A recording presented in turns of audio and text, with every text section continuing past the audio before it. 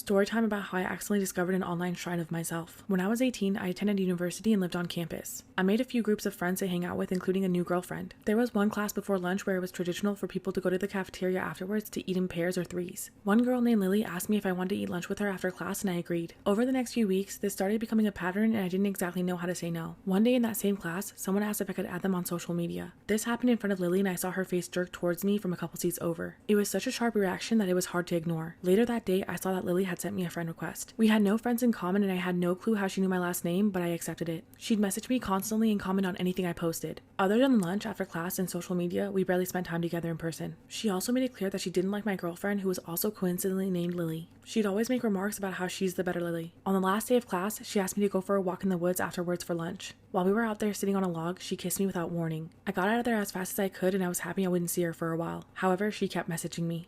Part 2 of how I accidentally discovered an online shrine of myself. Over the summer, I broke up with my girlfriend. When I came back to university, I started dating a boy. Lily wasn't pleased to hear this news. At this time, I was fairly active on Tumblr. When I was scrolling one day, I noticed something odd on a blog I followed. I saw someone receive an ask with phrases that I recognized. I realized it was taken from my About page. This made me freeze. The person was asking this random person to analyze a section of text from my page, asking for their opinion on what type of person would write it. I went to the person's blog and I was shaken to my core. I could tell it was Lily's even though it didn't have her name or pictures on it. The content was primarily about me. There were accounts of things I'd recently done, references to things as far back as I'd known her, and basically twisted every platonic encounter we had to a romanticized version. She had gathered every scrap of information about me online and offline and posted it on this blog like a diary. There were also numerous posts attacking my boyfriend. She made up a whole fantasy world with all this information. However, it gets worse. Lily had an audience. She asked open questions about me and our relationship. Her followers were invested in this fake fanfiction version of my life. After seeing all this, I confronted Lily. Part 3 of how I accidentally discovered an online shrine of myself. I sent Lily a message confronting her about the blog. She said nothing. She didn't even address it, just changed the subject even after I pushed for answers. After this, she deleted the page or changed the name because I never found it again. I wasn't going to hang out with her anymore, but we still had classes and I was afraid of what she'd do next. She made sure to stay in my life the whole time I was at university. There was a time I pulled away from her and she started rumors about me and damaged a career opportunity I'd put a lot of work into. I let her stay in my life but just ignored her. After graduation, Lily wanted me to spend time with her, but I knew I was done. I made excuses all the time and stopped posting on socials that she knew about. She didn't give up though. She somehow tracked me and messaged me occasionally referencing things that I mentioned online somewhere that she shouldn't have known about. The last conversation we had is when she messaged me out of the blue after months of not talking. She asked about how I knew I was queer and I told her basic stuff. She quickly changed the subject about how she wanted to be a boy for me and became fetishistic. It freaked me out and I stopped all contact after this. Later, I slowly deleted her from my inactive socials. I really thought that she might finally move on. However, a few days ago, she sent me a friend request. It's been 12 years since I first met her. I'm not accepting it.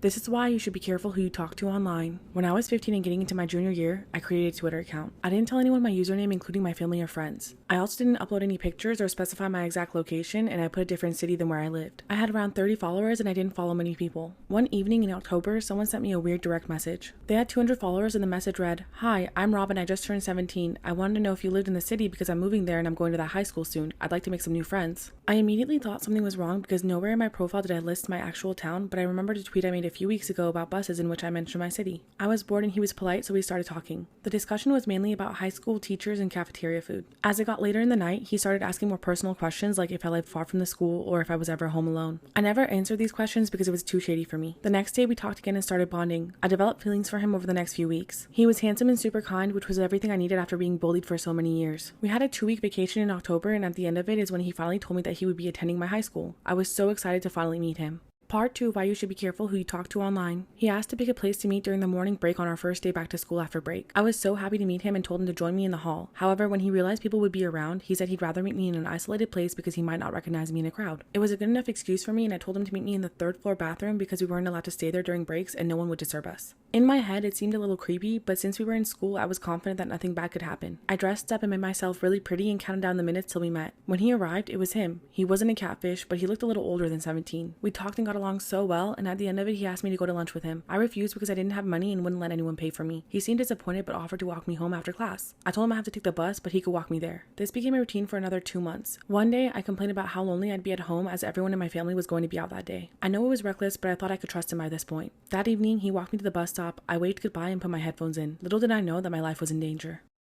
Story time about a catfish that went way too far. My coworker Ron was always looking for girls way above his league on dating apps and social media. If the girl didn't look like a supermodel, he wasn't interested. He would always complain that the girls he liked would never respond. To make matters worse, Ron isn't the best looking guy in the world and he'd been out of the dating scene for a few years. We told him to lower his standards and be more realistic, but he wouldn't budge. One of my other coworkers named Jason decided to give him what he wanted and made a fake Facebook profile pretending to be a beautiful girl named Bella. He set her location to Canada and messaged Ron. Ron took the bait and they began messaging back and forth for months. He would always talk about Bella and how he couldn't wait to go to Canada to meet her. He was looking at plane tickets and talking about how he's been saving up for this trip. I was starting to think that this joke was going too far, but I hadn't seen anything yet. Ron came to work one day distraught and said that Bella had gotten into a terrible car accident and is in a coma that she wasn't expected to come out of. He said Bella's sister messaged him last night and told him the news. I figured Jason must have gotten bored of catfishing Ron and this was his way of killing Bella off and being done with it. Little did I know that Jason had no intention of stopping anytime soon and this was just the beginning.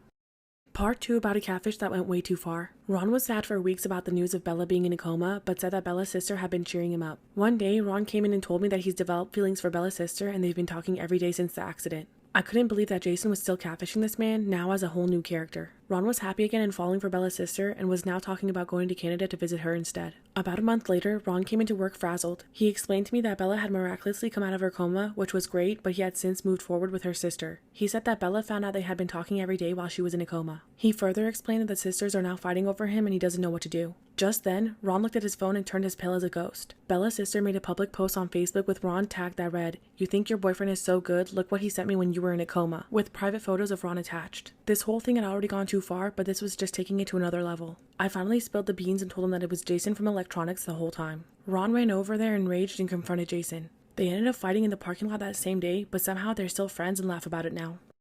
This is how a phone call from my mom saved my life. When I was 15, I started working weekends at a skate park over the summer and I was the only female employee there. They'd host a ton of events and rock shows. These events were extremely fun and all my friends would hang out there for a good time, so we got to know the owners pretty well. The two guys who owned the shop were in their 40s, overweight and balding. Their names were Doug and Mark. Doug was married with kids, so he was always more serious about the business and rarely joked around. However, Mark was a single dude who was outgoing and silly. He was always joking around and pretty chill, so we always had a fun time with him around. There were a few red flags that I ignored, such as how Mark came up to me at one of the events and picked me up, tickling me and spinning me around. I awkwardly laughed it off, but I was creeped out. Another time, I noticed him giving me flirty looks and sticking his tongue out at me. It felt inappropriate, but I shrugged it off thinking it was all in good fun. That was until one day when the fun stopped. Mark called me to the back room. Doug was on a phone call in the front, and when I got to the back room, Mark picked me up and set me on a washing machine. This is when he tells me he wants to kiss me. I automatically shut him down. He then tries to persuade me to lift up my shirt for him. Again, I tell him no and hop down, proceeding to walk towards the front, thinking that was it. I had no idea how much danger I was really in. Part 2 of how a phone call from my mom saved my life. Doug opened the door and asked what we were doing, followed by asking if Mark showed me their butterfly collection. I awkwardly said no and walked out. Around 5 o'clock, Doug asked me to go with Mark to run some errands. All I could think about is how awkward the ride was going to be, as we hadn't talked since the incident. Mark drove us to the other side of town to my high school. We pull in the back parking lot on a Saturday. I asked what we were doing there and he said he was scouting for a new area for a skate park behind the school. He gets out of the car and motioned me to go with him. Then he leads me to an area with dense forest-like woods. He urges me to go with him into the woods, telling me to take his hand to show me the spot. At this point, I'm panicking and debating on making a run for it. That's when my cell phone rings and I quickly answer it. It was my mom and she asked if she could come pick me up early to go to dinner. With a sense of urgency, I tell her, "Yes, I'm at the high school, come get me now." I think she heard the fear in my voice because she made it there in 5 minutes. I told Mark my mom was on the way and I had to go, and he seemed pissed. He walked with me to the front and didn't say bye. My mom picked me up, asking if I was okay. I was in shock, but said yes. I went straight home and quit that very day. I'm 100% convinced that he was planning to do something terrible to me in those woods. Storytime about my roommate's crazy girlfriend. I'm a lesbian living with my good friend who's a guy. I own the apartment and rent out the room to him. A month ago, he met a girl online and they started dating. She's constantly at our place and I'll be honest, I don't like her. She's always been incredibly rude and standoffish towards me. I eventually learned that it's because she thought I had a thing for my roomie, even after he told her I was gay, to which she replied that I don't look gay. A few weeks ago at a kickback at our place, I pulled her aside telling her that I really am gay and I hope that we could be friends. She seemed to take this very well and was overly friendly with me for the rest of the night. The next day, my roommate wanted to talk to me, saying that his girlfriend feels uncomfortable around me after I drunkenly hit on her. What? I wasn't drunk at all and I'm not attracted to her whatsoever. I explained to my roommate what really happened and he was skeptical but took my word for it, chalking it up to a miscommunication. A week later, we had another kickback and his girlfriend was there, of course. I was cordial but stayed away so another miscommunication wouldn't happen. Towards the end of the night, another friend said to me, "Dude, what's going on? She's telling everyone that you've been hitting on her all night." I was pissed off and went up to her in front of everyone saying, "What the hell's going on? Why are you speaking lies about me hitting on you to all my friends?" Part 2 of my roommate's crazy girlfriend. She stared at me, unable to respond. Then I said, "Just because I'm gay doesn't mean that I'm into you. Trust me, I'm not the least bit interested in you." She started sobbing and spewing BS, so I kicked her out and told her that she's not welcome anymore for making me uncomfortable in my own apartment. Her and my roommate both left, and he was super pissed at me. He didn't come back for a while, but I got some angry texts. However, I stood my ground about her not being welcome anymore. I told him he was free to stay or move out as he pleases. Most of her friends were on my side. Nearly a week later, my roommate returned home and he was giving me the silent treatment. I figured I'd just leave him alone and let him get over it. Then his girlfriend started calling me and demanding that I give the phone to him because he apparently wasn't speaking to her. I told her to kick rocks and that I wasn't getting in their business anymore. Soon after, my roommate finally started talking to me again. Turns out they got into a huge blowout fight and his girlfriend admitted that she wanted me to flirt with her just to prove that she could pull a lesbian. He told her that was messed up and then broke up with her on the spot. She wouldn't stop blowing up our phones for weeks until I finally blocked her number. It's been a few months and my roommate moved out. We're definitely not as close, but we're still good friends. His ex-girlfriend recently came out as bisexual on social media. How ironic. This is why you should be careful doing private events as a stripper. I worked as a dancer for a few years. Most nights I worked at the club, but sometimes I did private events to make some extra money. I always took one of the bouncers that I knew from the club as my bodyguard and gave him a cut of what I made. I also only agreed to small events with a max of 10 to 15 people. One day a guy called me and booked me for a small birthday party for his brother. I explained the rules. No touching or grabbing, nothing sexual would be happening, and I only do what I'm comfortable with, to which he said he understood. I picked up my bouncer friend Tank and headed out to the event. When we arrived, we immediately noticed it was a huge party of at least 60 to 70 people, all of them being men. Tank asked me if I was still comfortable dancing for the party, and I agreed since we were already there. The group of men were really loud when I walked in, and they were extremely intoxicated, which was the first red flag. A few guys instantly started touching me, and Tank lightly pushed them away, telling them no touching and that the show hasn't started yet. While we were walking to the bathroom to change, another guy grabbed my butt. Tank pushed him off and started arguing with him. At this point, we should have left, and if I knew what was about to go down, we would have. Part 2 of why you should be careful doing private events as a stripper. I went to the bathroom to change into my dancing clothes and get ready. I could hear the guys asking where I was and getting hyped up. I went to the living room where I'd be performing and started dancing for the party. I got close to the birthday boy and a few guys started aggressively grabbing me in places they shouldn't. I looked over and saw Tank leaning over the couch, warning the guys to stop touching me. A few drunk guys came up to Tank, put their hands on his chest and pushed him back, telling him not to worry about me. I could tell things were about to go downhill fast. When the song finished, I told him I was going to change my outfit, grab Tank, and rush to the bathroom. Tank told me it was time to go and said we should sneak out through the open garage door. I quickly got dressed and we snuck into the garage. The guys instantly noticed we were leaving and pursued us. As we were running for the open garage door, it began to close on us. We were barely able to make it out. About 15 guys ran out after us and Tank told me to run to the car. As I was running, I looked back and saw Tank pull out a gun and tell them not to come any closer as he was backing up. Luckily, he was able to get to the car with me and we sped off. After this incident, I stopped doing private events.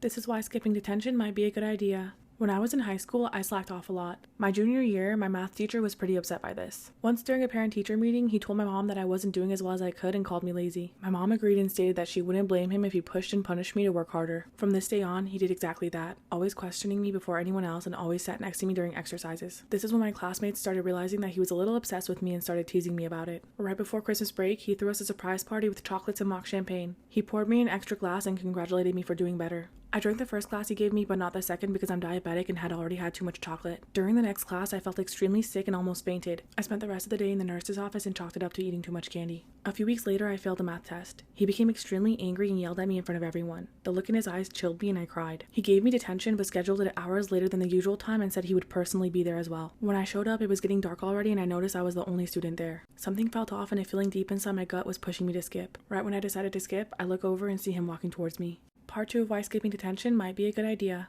As he walked towards me, I was getting nervous. I told him that I had an emergency and I had to go, but I would email the school and reschedule later. Right after this, I ran off. As I was running away, he yelled at me and told me that I had to obey him and come to detention or he'd call my parents. At this moment, I didn't care. The feeling in my gut kept growing, so I sprinted to the bus and went home. I was afraid that he'd call my parents, but my parents greeted me normally when I got home, so I assumed he didn't. The next day, I was expecting to get an earful, but he wasn't there, and as weeks passed, he never came back. Then a shrink came to our class and asked if he'd like to talk about our math teacher, but no one knew why. Fast forward a few years later when I became a teacher and started chatting with my coworker. I mentioned his name, speaking to her about my weird, bizarre teacher and how I skipped attention. That's when one of the oldest workers there went pale hearing his name. It turns out a few days after I skipped attention, my math teacher was arrested for downloading child you-know-what from the dark web. He also had tons of snuff videos doing terrible things to children and teens. Now I always wonder what would have happened if I hadn't followed my gut instincts and stayed for detention that day with just me and him in that classroom.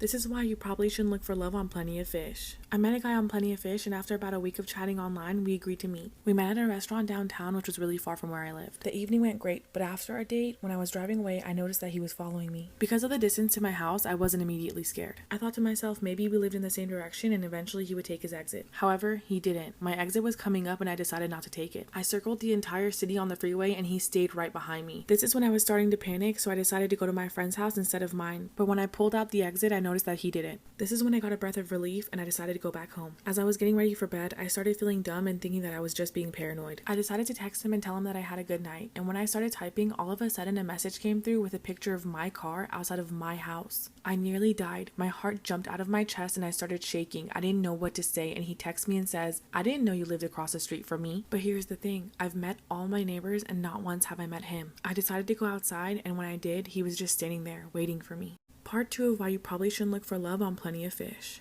When I opened the door, he asked if he could come in and hang out. I told him that I was exhausted and I'd rather just crash out. The next morning, when I woke up to go to work, my windshield had been smashed, my car was keyed, and my back 2 tires were slashed. As I was looking at the damage to my car, the guy comes out of his car with 2 coffees and says, "Oh, I thought I'd surprise you with a morning coffee." He also offered to give me a ride to work, but something in my gut told me not to get in his car. I told him I wasn't going to work and I called the police to report the damage to my vehicle. He hung out the whole time, but when the police got there, he started acting really suspicious. He walked over to his car and was hiding on the side of it. After the report was made, the police were leaving when I heard their siren and lights go off. I heard a cop yell at him to freeze, put his hands in the air, and get down on his knees. I look and the cops got his gun drawn at this guy. After arresting him, they told me that he was wanted for stalking, breach of probation, assault with a deadly weapon, and aggravated sexual assault. I couldn't believe what I was hearing. I was terrified. It took me a couple of days to get over the hypothetical situations that could have happened. For a split second, I thought that was the end of it, but I was wrong. This is why waking up late might just save your life. One day when I was in elementary school, my mom and I both overslept, which meant I wouldn't be ready in time to get on the bus. School started at 8, my bus pickup time was at 7, and it was already 6:40 or something. I was still in my PJs and hadn't even had breakfast yet. My mom decided that today we would just tell the bus driver to go on ahead and she would take me to school, which would give me plenty of time to get ready. It's 6:50, I'm in my PJs eating breakfast, and that's when we hear the bus pull up 10 minutes earlier than scheduled. My mom peeks her head out of the door into the foggy morning and waves the bus on. She closed the door and came back inside, but the bus didn't pull away. There's a knock at the door and my mom opens it to find a man in a bus driver uniform. He explains he's a substitute bus driver because the regular driver called in sick and that he's early because he wanted to get an early start on the route. My mom says she's taking me to school because we woke up late. He gets visibly upset and says he can wait a few minutes since he's already ahead of schedule. My mom says that we won't be ready in a few minutes and tells him to go on ahead. He seemed really angry about this, but turned around, got back on the bus, and left. But at 7 a.m., another bus pulls up to my house. My mom went out to talk to them and came back looking terrified.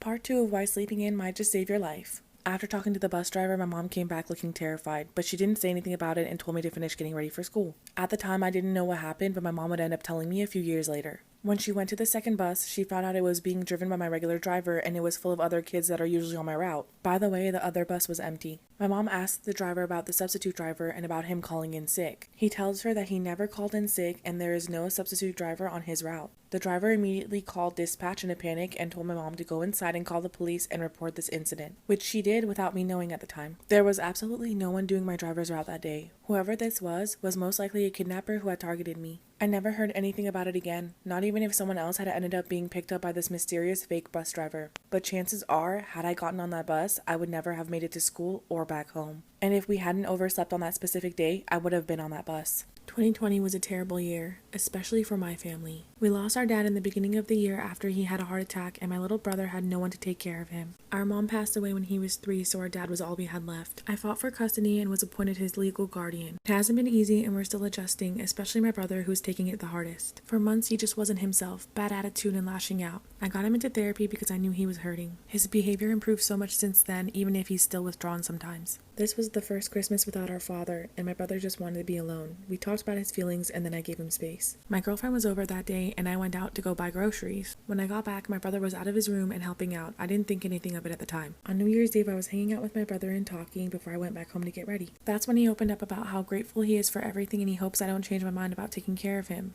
I asked him why he would think that and he told me what happened. That day when I was out, my girlfriend went into his room and told him he needs to change his attitude and stop moping, because he should be grateful that I'm taking care of him at all, and that we could still hand him over to the state if we wanted to.